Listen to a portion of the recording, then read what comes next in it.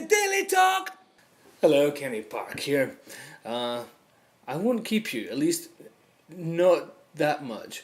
But I want to talk to you about what I've done today. Well, specifically this evening.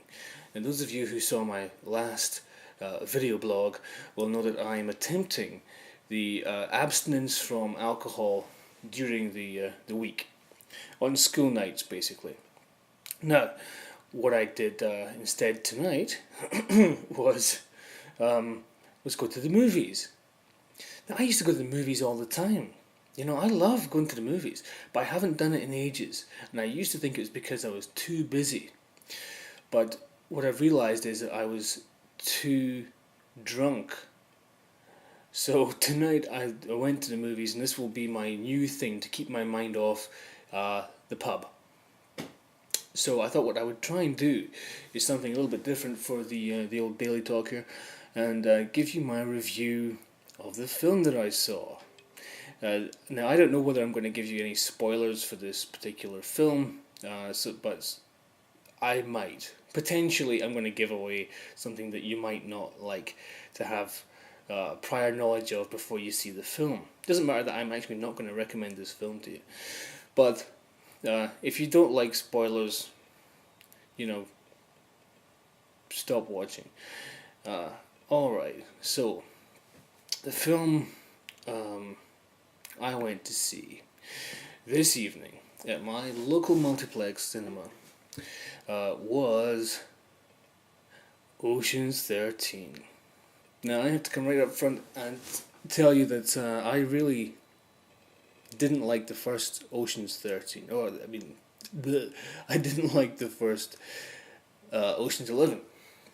It's just, I've read reviews of Ocean's 13 and they say, well, it's better than the second one, but it's not as good as the first. Well, I hated the first one, and I didn't even bother seeing the second one. So here I am thinking, well, I've got to go and see something. It's on, so I go and see it. The thing is, when you watch Ocean's 13, you're thinking, this is a film with an amazing cast. Perhaps one of the greatest casts in the history of cinema. It's directed by an Oscar winner. It's just, the pedigree is incredible. How can so much talent go into making a film that is so emotionless? I mean, you're sitting there just going, why should I care about any of this? And it's a twisty-turny plot. If you want to make sure the plot works, then you've got to keep your eyes open. The guy I was with fell asleep in the first 5 minutes, woke up again for about 10 minutes to see Eddie Izzard, who's not too bad, and then fell asleep for the next 40 minutes. I don't know if that affected his enjoyment of the film, but he certainly missed out on the plot. It's a sort of depressing state of affairs, where so much talent can produce so little. But they're obviously having fun. I mean, I'll get to that. What did I like about it? Alright, okay. Julia Roberts isn't in it. I don't want to come down on Julia Roberts, but boy is she annoying. And she's a distraction. I don't like her in films like this where she's supposed to be smug. She's good when she's not supposed to be smug, but she's just too good at being smug that you just think, you smug thing, you. And so she's not in it, which is good in this context.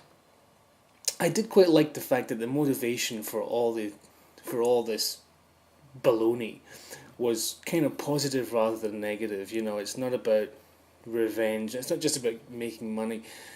Basically, they're trying to help their sick friend Elliot Gould, who's a likable kind of a chap. So you can warm to that, and I did find myself warming to that particular sort of aspect of it towards the end.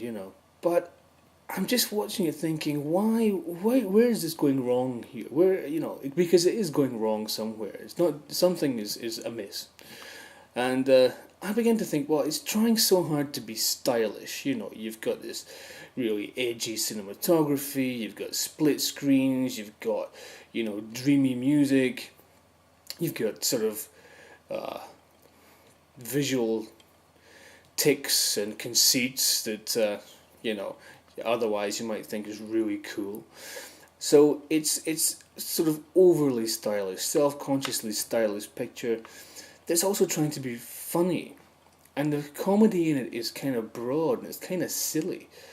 And I'm wondering if that's where the discord comes in, you know? Here's a film that's trying to be both stylish and funny. I can't, you know, whether that's where it's going wrong. The story itself here is not a funny story.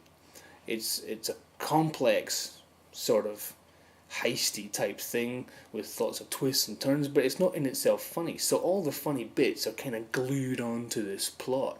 So they're not particularly intrinsic, they're not particularly called for. They just every so often gets really silly.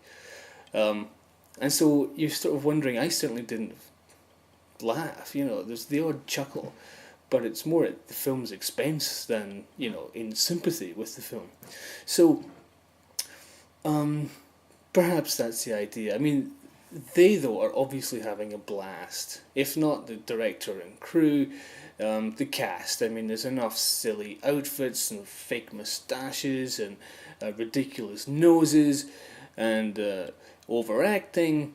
So good on them. I will say this about Al Pacino, though. He's good in it. He does everything he's meant to do, but I can't remember an Al Pacino performance, or not performance, but an Al Pacino role that it has so little depth to it. You know, Big Boy Caprice is a deeper character than his character in this particular film. It's odd to see Pacino just being, well, just dicking about, really. But I suppose that's what the film's about. I hope he had a good laugh. You know, they all sort of send each other up, and you know, I'm sure they're having lots of chuckles. You know, I mean, there's lots of references in the picture, which I think is often a bad thing. It's sort of a mistake in a sort of mediocre film to remind the audience of great films. Off the top of my head, Elliot Gould doesn't quote the Godfather as such, but he utters lines that are very recognisable from The Godfather. You know, well, two in particular. The first time we see Matt Damon, no, not the first time, but one of the times we see Matt Damon, the style suddenly switches to really shaky handheld camera, and it's the only shot in the movie that does this, and I'm sure that's a conscious reference to the Jason Bourne movies, at least as they are directed by Paul Greengrass. And at the end of the movie, there's a direct, you know, intertextual reference between Clooney and Pitt. You know, Pitt mentions basically Syriana, and George Clooney makes reference to the whole Brangelina relationship plot thing, and they have a bit of a chuckle, and we're invited to chuckle with them. It's that kind of a thing. You know, you're thinking, I'm not in that joke. I don't particularly want to take the piss out of Brad Pitt for, you know, his problems. But there you go. I also noticed there's some casting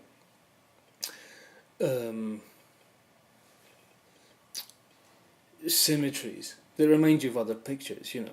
Like Al Pacino's character is sort of has a sidekick who is played by Ellen Barkin. So you're watching these two on screen together thinking, wow, wasn't Sea of Love a great movie with Al Pacino and Ellen Barkin playing real people, you know.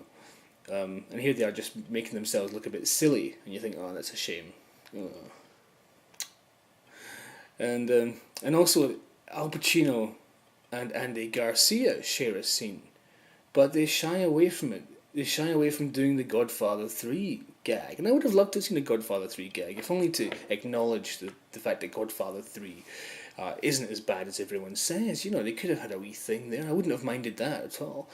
But they throw away the Al Pacino Andy Garcia meeting. There's just nothing to it. Anyway, they're all having a blast. Good on them, and I'm paying for it. Oh my god! But at least by paying for that, I didn't pay for my own drunkenness. So that's something. The Daily Talk!